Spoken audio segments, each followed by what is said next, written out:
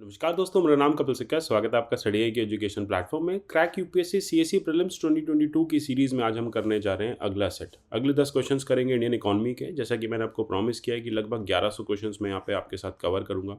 इसमें Indian economy, इसके बाद ज्योग्राफी, हिस्ट्री, सारी चीज़ें कवर करेंगे। पॉलिटी हम कर चुके हैं। लगभग 20 करंट क्वेश्चन में, 20 और इकोनॉमी करंट क्वेश्चन में इकोनॉमी खत्म हो जाएगा। उसके बाद हम हिस्ट्री की तरफ बढ़ेंगे और ज्योग्राफी, एनवायरमेंट, इकोलॉजी देखेंगे। तो इस तरह से हम सारे क्वेश्चन कवर करेंगे। अगर आप 2022 की प्रीलिम्स की तैयारी कर रहे हैं, अगर आप 2022 में किसी भी पीसीएस एग्जाम की तैयारी कर रहे हैं, तो ये काफ़ी ज़्यादा हेल्पफुल सीरीज़ है। आपको क्या करना है, सीरीज़ को देखते रहना है, पीडीएफ्स को डाउनलोड करना है मेरे टेलीग्राम चैनल से, मुझे फॉलो करना है @कपिल सिक्का ट्विटर हैंडल पे। चलते हैं 366 की तरफ। बैलेंस ऑफ पेमेंट टर्म हम बार बार सुनते हैं, तो ये किस चीज़ का रिकॉर्ड होता है? जब मैं आपसे कहता हूँ बैलेंस ऑफ पेमेंट टर्म, ठीक है, तो आपके दिमाग में क्या क्या चीज़ें आती हैं? ये बात करता है सारी इंपोर्ट और ट्रांजेक्शन्स का, जो एक गिवन पीरियड में नॉर्मली एक ईयर में कैलकुलेट की जाती है, ट्रांजेक्शन्स रिकॉर्ड किए जाते हैं। Goods export from a country during a year, economic transaction between government of one country to another, capital movements from one, capital goods movements from one country to another. देखिए, balance of payment का क्या फंडा है? सीधी सी बात है, जितने भी imports हुए हैं उसके बदले में जितने भी एक्सपोर्ट्स हुए हैं उसके बीच का जो ट्रांजेक्शन या उसके बीच का जो फाइनल सम होता है, ठीक है, एडजस्टेड सम होता है, उसी को हम कहते हैं बैलेंस ऑफ पेमेंट। ठीक है, तो this is what is called balance payment. ये डिफाइन किया जा सकता है सिस्टमैटिक स्टेटमेंट, जितनी भी इकोनॉमिक ट्रांजेक्शन्स हो रही हैं एक कंट्री में, यानी इंपोर्ट एक्सपोर्ट हो रहे हैं एक साल के लिए, फाइनेंशियल ईयर के लिए। ये बेसिकली क्या बताता है कि हम या तो ट्रेड सरप्लस हैं, अगर आपका बीओपी पॉजिटिव में होता है तो आप ट्रेड सरप्लस होते हैं, यानी आपके एक्सपोर्ट ज़्यादा हैं, इंपोर्ट्स कम हैं। अगर नेगेटिव होता है तो आप ट्रेड डेफिसिट होते हैं, यानी आपके इंपोर्ट ज़्यादा हैं, एक्सपोर्ट कम है। सिंपल था क्वेश्चन। चलते हैं बैंक रेट की तरफ। अगर बैंक रेट को बढ़ा दिया जाए, लेट अस से आरबीआई ने बैंक रेट को बढ़ा दिया, तो इससे क्या होगा? इससे मार्केट इंटरेस्ट जो है, मार्केट का जो इंटरेस्ट रेट है वो गिर जाएगा। सेंट्रल बैंक जो है वो कमर्शियल बैंक को लोन नहीं देगा। सेंट्रल बैंक जो है ईजी मॉनेटरी पॉलिसी फॉलो कर रहा है या टाइट मॉनेटरी पॉलिसी फॉलो कर रहा है, मनी पॉलिसी फॉलो कर रहा है। ठीक है, बैंक रेट बढ़ाने का मतलब है सीधे सीधे आपको जो लोन्स मिलते हैं उसका इंटरेस्ट रेट भी बढ़ जाएगा। जब लोन्स का इंटरेस्ट रेट बढ़ जाएगा तो लिक्विडिटी की क्राइसिस होगी। लिक्विडिटी की क्राइसिस होगी तो एक टाइट पॉलिसी कहा जाता है आरबीआई केटर कर रही है। अगर आरबीआई को इन्फ्लेशन कम करना है तो आरबीआई क्या करेगी? मार्केट से मनी की लिक्विडिटी को ख़त्म करेगी, मनी सप्लाई कम करेगी। मनी सप्लाई कम करने के लिए इंटरेस्ट रेट बढ़ाएगी, जिससे कि ज़्यादा से ज़्यादा जो हैं लोग, या कम से कम लोग जो हैं वो लोन लें। अच्छा, जब इंटरेस्ट रेट बढ़ेगा तो बैंक के एफडी रेट्स भी बढ़ेंगे, तो यानी ज़्यादा से ज़्यादा लोग सेविंग्स में पैसा डालेंगे। तो इससे क्या होगा? एक टाइट मॉनेटरी पॉलिसी। अब जब बहुत महंगाई बढ़ जाती है तो ये टाइट मॉनेटरी पॉलिसी ही बैंक्स जो है वो रिकोर्स, या सेंट्रल बैंक रिकोर्स लेता है इसका। चलते हैं 368 की तरफ। डेफिसिट फाइनेंसिंग की बात कर रहे हैं। डेफिसिट फाइनेंसिंग से सरकार कौन से रिसोर्सेज रेज करती है? इकोनॉमिक डेवलपमेंट के लिए किया जाता है, पब्लिक डेट को ख़त्म करने के लिए किया जाता है, बैलेंस ऑफ पेमेंट के लिए, या रिड्यूसिंग द फॉरेन डेट। देखिए, जब भी सरकार डेफिसिट फाइनेंसिंग करती है, यानी बजट के जो डेफिसिट्स होते हैं उसकी जब फाइनेंसिंग की जाती है, तो फंडा सिर्फ और सिर्फ वहाँ पे इकोनॉमिक डेवलपमेंट का होता है। सरकार चाहती है कि ज़्यादा से ज़्यादा पैसा जो है, लिक्विडिटी जो है वो मार्केट में पहुँचे। जितनी ज़्यादा लिक्विडिटी रहेगी उतना ज़्यादा लोगों के पास पैसा रहेगा, जितना ज़्यादा पैसा रहेगा उतना इकोनॉमिक ग्रोथ होगी। ठीक है, तो सरप्लस कैश रहेगा, इससे ग्रोथ जो है वो काफ़ी बढ़ेगी। नेक्स्ट हमें समझना है कैपिटल अकाउंट। आपको याद होगा 2 अकाउंट्स होते हैं, कैपिटल अकाउंट, करंट अकाउंट। अब इसमें से कौन कौन से कैपिटल अकाउंट का पार्ट है? Foreign loans, foreign direct investment, private remittances, portfolio investment. आपको याद होगा कैपिटल अकाउंट जो कैपिटल ट्रांजेक्शन्स की बात करता है, करंट अकाउंट जो आपके इंपोर्ट एक्सपोर्ट रेमिटेंसेस की बात करता है। तो यहाँ तो मैंने आपको बता ही दिया कि प्राइवेट रेमिटेंसेस जो हैं वो करंट अकाउंट का पार्ट है। अगर आप 3 को यहाँ से हटाएं तो आपका आंसर बन जाता है बी 1, 2 एंड 4।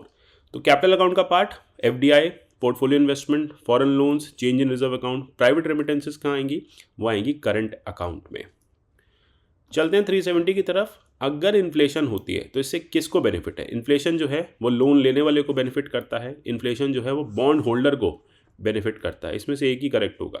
मैंने आपको पहले भी बताया, जब जब इन्फ्लेशन होता है तो जो पर्सन लोन देता है, जो क्रेडिटर होता है, उसको कोई बेनिफिट नहीं मिलता, लेकिन जो डेटर होता है उसको बेनिफिट मिलता है, क्योंकि जितने का आपने लोन लिया, जितना आपने उस पर परसेंटेज दिया, ईएमआई परसेंटेज दिया, उतना ही यहाँ पे जो मनी की वैल्यू है इन्फ्लेशन के चलते कम हो गई। तो आपकी जो इंटरेस्ट है वो एक तरह से सेट ऑफ हो गया, क्रेडिटर को कोई फ़ायदा नहीं हुआ।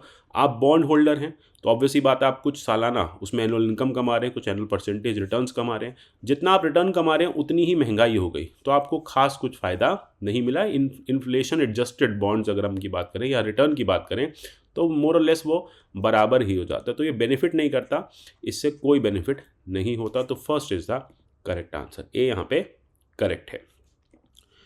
Then marginal standing facility rate MSFR, net demand time liabilities, ये टर्म्स हम न्यूज़ में पढ़ते हैं, ये किसके लिए यूज़ की जाती है? बैंकिंग ऑपरेशंस के लिए, कम्युनिकेशन नेटवर्किंग के लिए, मिलिट्री स्ट्रैटेजीज़ के लिए और एग्रीकल्चर सप्लाई डिमांड के लिए। देखिए बहुत सिंपल है, बैंकिंग ऑपरेशन के लिए इनको यूज़ किया जाता है। आपने देखा होगा मार्जिनल स्टैंडिंग फैसिलिटी रेट जो बैंक से लोन लेती है, नेट डिमांड टाइम लाइबिलिटी के अकॉर्डिंग रेपो कैलकुलेट किया जाता है, SLR कैलकुलेट किया जाता है। तो ये इंपॉर्टेंट चीज़ें हैं बैंकिंग ऑपरेशंस की, काफ़ी इंपॉर्टेंट है। चलते इंटरेस्ट रेट को अगर कम कर दिया जाए तो क्या फ़ायदा होगा इकोनॉमी में? अभी वही कोविड के टाइम पे क्या हुआ, इंटरेस्ट रेट को कम कर दिया गया, फ़ायदा क्या हुआ? फ़ायदा ये हुआ कि इन्वेस्टमेंट जो है वो बढ़ गया, ठीक है। लोगों को सस्ता लोन मिलने लगा तो लोग लोन लेके घर खरीदने लगे, गुड्स खरीदने लगे, तो इन्वेस्टमेंट एक्सपेंडिचर जो है वो बढ़ रहा है इकोनॉमी में। इससे क्या होगा, अगर बोरोइंग चीपर होगी तो इकोनॉमी जो है वो ग्रो करेगी। बैंक से पैसा लेके, लिक्विडिटी लेके लोग परचेजिंग करेंगे और जो भी सेक्टर है, चाहे वो रियल एस्टेट सेक्टर हो, चाहे वो ऑटोमोबाइल सेक्टर हो, हर सेक्टर में बेनिफिट्स दिखेंगे। चलते हैं 373, in the context of Indian economy which of the following is are correct with regard to statutory reserve requirement. Statutory reserve requirement क्या होता है एग्जैक्टली? ये सेंट्रल बैंक को एनेबल करता है कि वो कंट्रोल करे जितने एडवांसेस अमाउंट या बैंक क्रिएट कर सकता है। To make people's deposit with bank safe and liquid, इतना स्टैट्यूटरी रिक्वायरमेंट होना चाहिए कि कल को बैंक डिफ़ॉल्ट हो जाए तो लोगों का पैसा बचा रहे। कमर्शियल बैंक एक्सेसिव प्रॉफिट्स ना बना पाएँ, या ये बैंक को फोर्स करता है कि वो अपनी डेली रिक्वायरमेंट्स को अपनी वॉल्ट में रखे।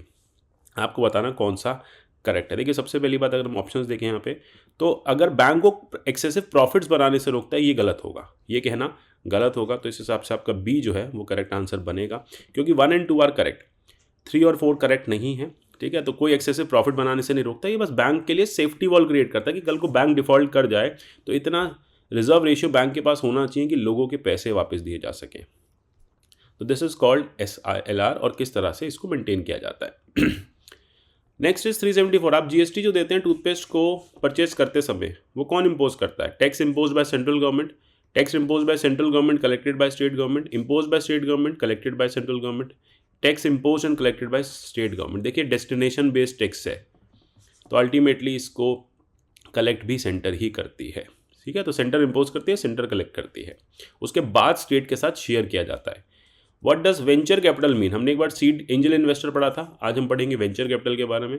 वेंचर कैपिटल कौन होता है? शॉर्ट टर्म कैपिटल प्रोवाइड करते हैं इंडस्ट्रीज़ को, long term startup capital provide करते हैं न्यू एंटरप्रेन्योर्स को, फंड्स प्रोवाइड किए जाते हैं इंडस्ट्रीज़ को at the time of incurring losses, funds provide किए जाते हैं for replacement and renovation of industries. बहुत सिंपल सी बात है, लॉन्ग टर्म कैपिटल की बात हो रही है यहाँ पे, ठीक है। It is provided to new entrepreneurs. Venture capitalist angel investment के बाद आते हैं। एंजल तो वो भगवान की तरह होते हैं जो सीड फंड देते हैं।